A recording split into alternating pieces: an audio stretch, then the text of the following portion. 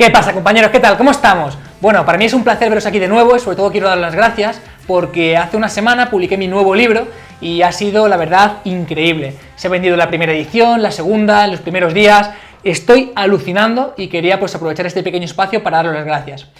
Bueno, básicamente en este vídeo lo que quiero hablar es de las típicas rutinas para trabajar los glúteos en 7 minutos y explicar realmente y de forma comprobada, contrastada, por qué no te van a funcionar o por qué normalmente no funcionan, ¿vale? Así que bueno, espero que este vídeo os guste. Si así es, agradezco un montón vuestra manita arriba y de hecho, ¿qué narices? Si llegamos a 10.000 likes, planteo una rutina específica y efectiva para trabajar los glúteos. ¡Vamos a ello! Bueno, compañeros, quiero comentaros por qué las rutinas para trabajar los glúteos en 7 minutos normalmente no son efectivas. Quiero que os quede muy claro. Voy a intentar contrastaros los puntos que son importantes, pero sobre todo quiero que lo probéis y os deis cuenta. Por ejemplo, en esta imagen he cogido una rutina de glúteos de internet, una típica rutina que todo el mundo ve cuando busca este tipo de rutinas, de Extreme Booty Workout, ¿no? Y bueno, quiero comentaros realmente pues por qué no va a ser efectiva. Lo primero, vemos que hacemos un trabajo de elevación de rodillas, para la cual no tengo muy claro para qué sirve. Vemos que hacemos sentadillas, altas repeticiones de forma parcial. Vemos que hacemos zancadas con desplazamiento también de forma parcial. Hacemos saltos hacia arriba y una sentadilla muy extraña que tampoco tengo muy claro cuál es el objetivo de ella. Bueno, en fin, vamos a pasar punto por punto. Lo primero, la intensidad. El glúteo es el grupo muscular más fuerte con el que podemos trabajar. Es capaz de ejercer una barbaridad de fuerza por cada centímetro cuadrado. ¿Qué implica esto? Pues que realmente si queremos trabajar los glúteos y realmente si queremos potenciar los glúteos, hay que trabajar con intensidad, hay que trabajar con cargas pesadas. Es muy complicado que lo podamos reclutar si no, ¿vale? Punto importante.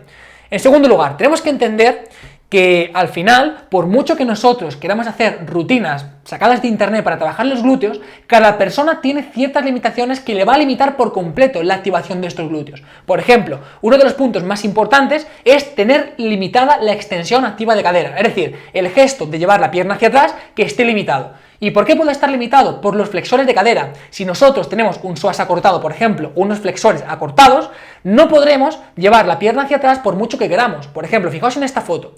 Esta persona está haciendo un gesto hacia atrás como si quisiera hacer unas patadas de glúteo, ¿vale? Pero si estos músculos no le permitieran, porque no tienen flexibilidad, llevar la pierna hacia atrás, sería imposible alcanzar todo este rango de recorrido y en consecuencia sería imposible conseguir la máxima activación del glúteo. Aquí es donde quiero llegar. Quiero llegar a que una persona que empieza a trabajar con estas rutinas en internet, lo que va a hacer es no potenciar sus glúteos, sino extender la cadera hasta un rango en el que puede y a partir de ahí extender compensando con el lumbar. Pero su glúteo no se está enterando, no está trabajando con todo el potencial que realmente tiene de cara a trabajar, ¿vale? Bueno, muchos os estaréis preguntando, vale David, pero ¿yo cómo puedo saber si estoy acortado? ¿Cómo puedo saber si realmente tengo este problema, si no lo tengo? A ver, lo primero es ver si realmente puedes extender la cadera por completo sin modificar la curvatura lumbar. Pero hay un test muy sencillo que nos permite valorarlo de forma muy rápida, es el Thomas Test y las modificaciones del Thomas Test. Básicamente lo que tenemos que hacer es tumbarnos en el suelo o una camilla y lo que hacemos es coger una de las piernas y traccionar hacia el pecho. ¿Qué es lo que sucede? Pues básicamente que si el test es negativo, la pierna que está apoyada no se mueve. Pero si el test es positivo y el psoas o los flexores se encuentran acortados, la pierna que está abajo se va a levantar. Y eso es un buen indicador de que quizá cuando hagas estas rutinas no van a estar trabajando tus glúteos, que os quede muy claro. Pero no solamente es eso. Tenemos que entender que la gran mayoría de gente tiene los glúteos dormidos, por muchas cuestiones, por control motor, por falta de activación, porque pasa un montón de tiempo sentados o tumbados, por muchas cuestiones. Pero esto implica que cuando realmente después se quieren trabajar o se quieren potenciar, no lo van a hacer por mucho que quieran.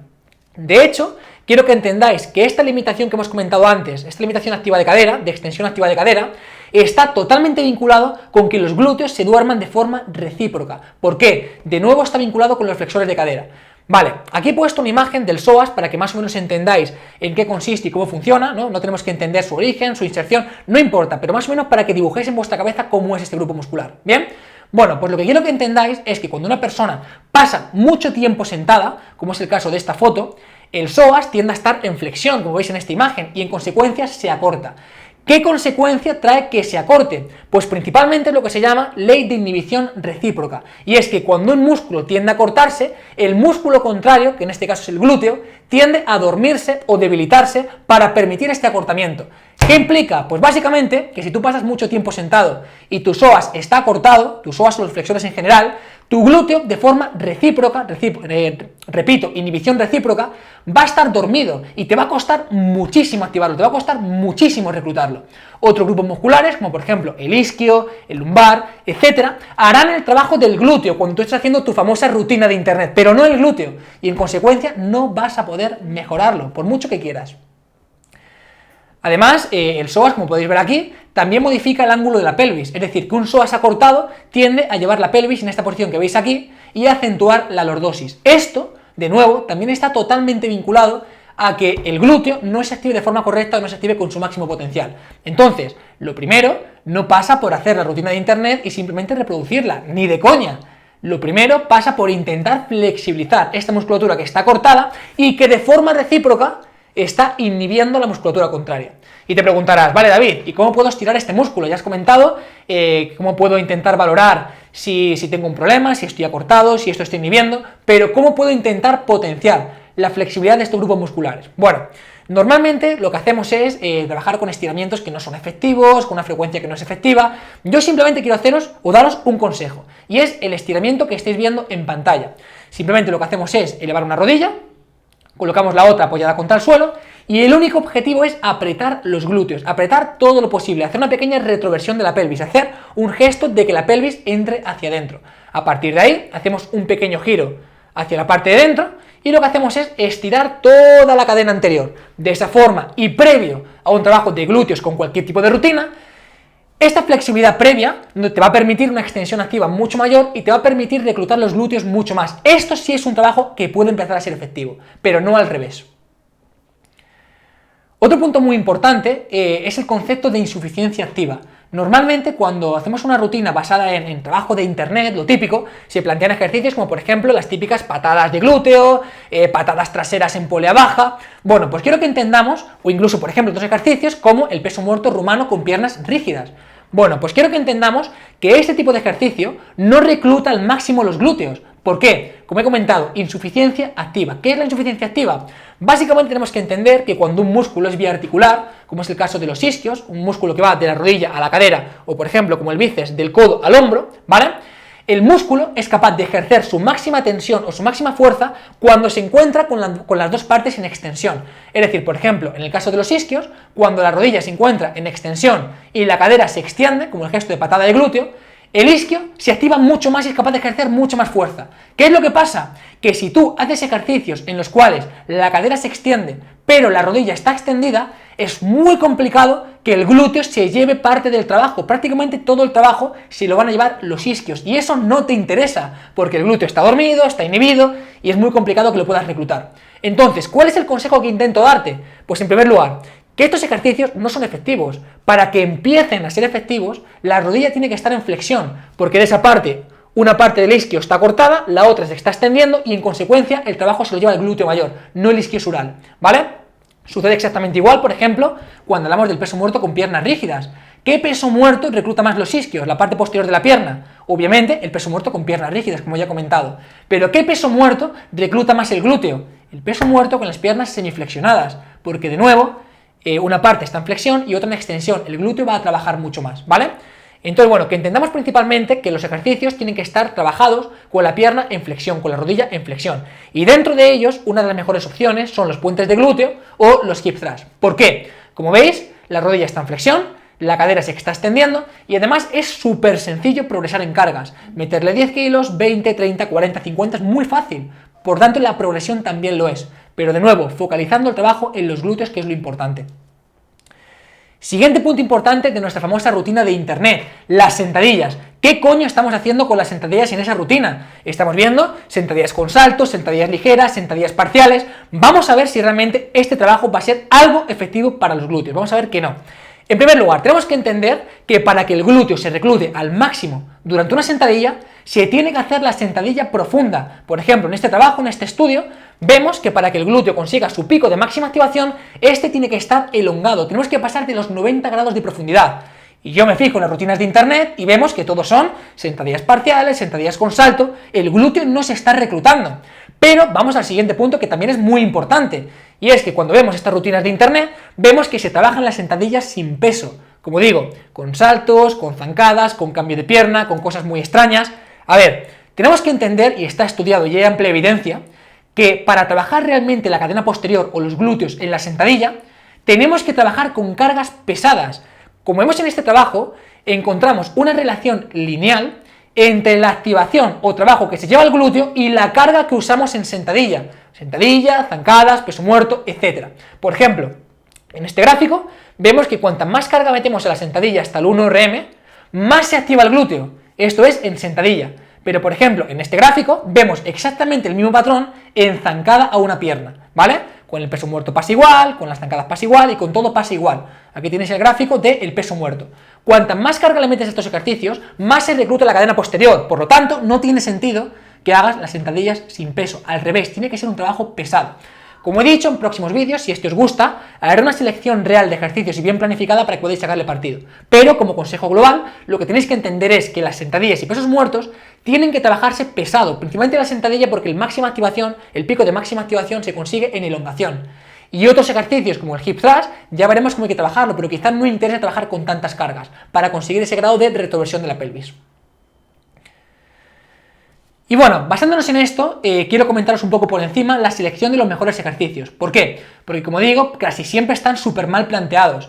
Tenemos que entender que prácticamente para trabajar los glúteos podemos trabajarlos con dos patrones de movimiento.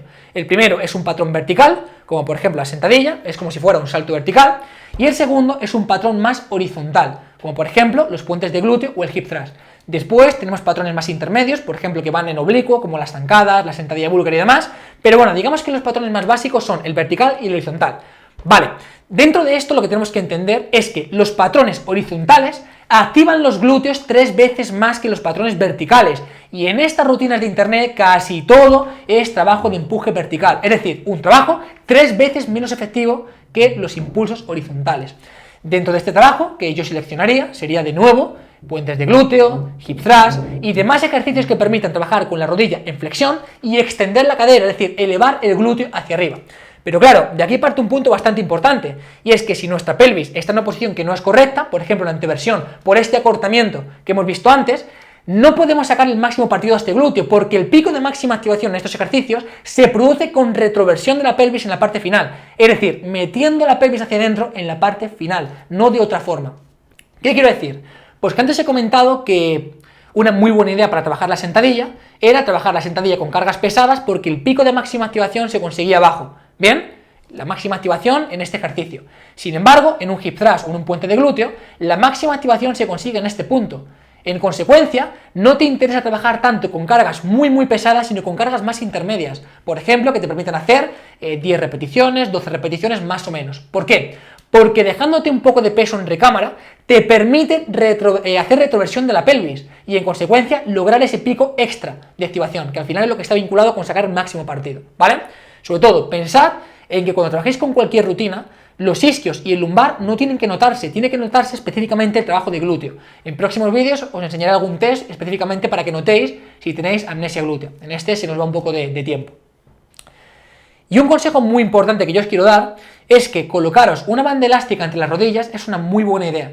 Es una muy buena idea porque esto activa el glúteo medio, que veremos después que es muy importante, y además modifica el ángulo de la pelvis y consigue más activación en el glúteo mayor.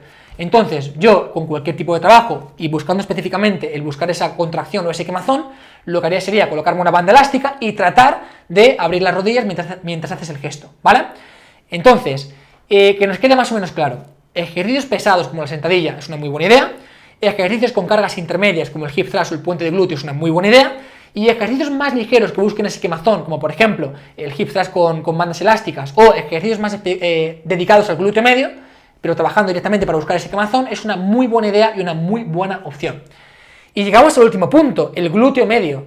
Cuando vemos estas rutinas sacadas de internet, vemos que hay muchos saltos, vemos que hay mucho trabajo ligero, pero claro, saltar sabe todo el mundo. Ahora, ¿cuánta gente sabe caer de forma adecuada y de forma segura? Prácticamente nadie. Estamos encontrándonos con un montón de gente que seguramente tenga sobrepeso y que realmente están haciendo las cosas mal y están recibiendo un montón de impacto. Entonces, en este sentido, el glúteo medio juega un papel fundamental, ¿Por qué? Pues básicamente porque el glúteo medio es uno de los principales abductores de cadera y es un músculo que se encarga directamente de evitar el valgo de rodilla. ¿Qué quiere decir esto? Que cuando tú saltas, las rodillas no se metan hacia adentro, que está totalmente vinculado con el riesgo de lesión. Ligamento cruzado anterior, meniscos, etc. Entonces, si tú ves una persona que hace cualquier tipo de trabajo y cuando lo está haciendo mete las rodillas hacia adentro, es que lo está haciendo mal, no tiene un buen control motor, no tiene una buena activación del glúteo medio y demás. Meter un trabajo de glúteo medio, tanto para prevenir lesiones como para meter ese trabajo de quemazón extra que he comentado antes, es una idea muy buena, ¿vale? Por ejemplo, una forma muy sencilla de valorar la activación del glúteo medio y valorar si realmente entramos en valgo de rodilla es hacer el lunge test. Es decir, le pedimos a una persona que cierre los ojos y que simplemente pues haga un trabajo de un gesto de sentadilla a una pierna. Si la pierna entra hacia adentro, pues muy posiblemente el glúteo medio no esté funcionando bien, aunque obviamente pueden ser más cosas, puede ser desde el tobillo, puede ser el control motor, puede ser la técnica, pueden ser muchas cosas, pero el glúteo medio es muy posible que no esté funcionando de forma adecuada. Entonces, a partir de ahí, pues meter un trabajo, por ejemplo, de pasos laterales, meter un trabajo de puente de glúteo, como he comentado antes, con banda elástica, es una opción buenísima, ¿vale? Buenísima. Así que compañeros, me he emocionado un poco con este vídeo, espero no haber ido demasiado rápido, de verdad, y bueno, me dejo muchísima información en el tintero, pero que si este vídeo os gusta y llega a los likes que os he dicho, a 10.000, seguiremos avanzando con este tema en muchísima profundidad. Aprovecho para despedirme, para daros las gracias de nuevo por la aceptación de mi libro, y de verdad que estoy súper contento con todo esto y con poder divulgar. Gracias.